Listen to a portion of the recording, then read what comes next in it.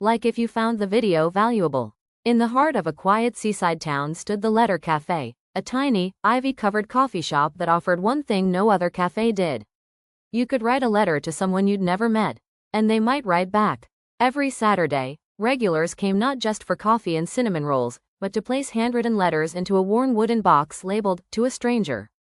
And that's how Emma Lee, a travel photographer stuck between assignments, found herself writing, "Dear whoever reads this, I've seen the sun rise in Bali and snow fall in Iceland, but I've never been in love. Tell me what it feels like. Emma, Table 4. The first reply. She never expected a response. But the following week, inside the wooden box was a letter addressed to Emma, Table 4.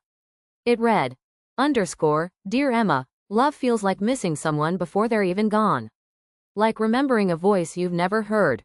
I haven't seen the sun rise in Bali, but I know what it's like to fall. J. Table 6, Emma looked around. Table 6 was empty. She returned the next Saturday. And the next. Each week brought a new letter.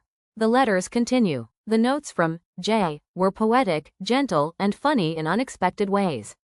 He described his favorite books, his clumsy attempts at baking, and the old typewriter he used to write because computers feel too fast for feelings.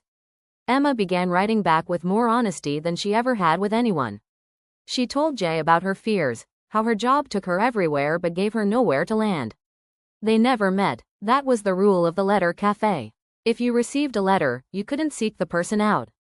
You could guess, you could wonder, but no names, no photos, no direct meetings. Yet one rainy morning, Emma arrived early and saw someone sitting at table 6. A man, maybe in his early 30s. Corduroy jacket, glasses. He was writing, but just as she stood to approach, he left.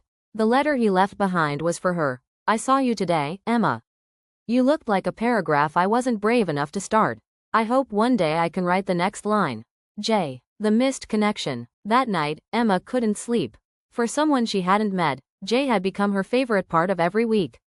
So she wrote something she never thought she would. "Dear Jay, what if we stopped writing strangers and started being real? I'll be at table 4 next Saturday at 10 a.m. if you want to write something together. With voices this time. Come sit down. E." She dropped the letter in the box and waited a week that felt like a year. Saturday morning 10 a.m. came. She sat at table 4. Coffee in hand, heart racing. 10:03. Still alone. 10:07. A group of tourists came in, laughing. Not him. 10:12. And then, he walked in. Same corduroy jacket. Same shy eyes. He didn't say a word. Just sat down, pulled out a folded letter, and handed it to her. The letter. She opened it slowly. It read, "Dear Emma, I never thought I'd fall for someone I never touched, never saw clearly, never knew the last name of. But you turned Saturdays into something holy. I'm here now, and I'd like to learn all the pages of your story, Jack." He held out his hand. "Hi, I'm Jack." The next chapter. They started meeting every Saturday. No more letters in the wooden box.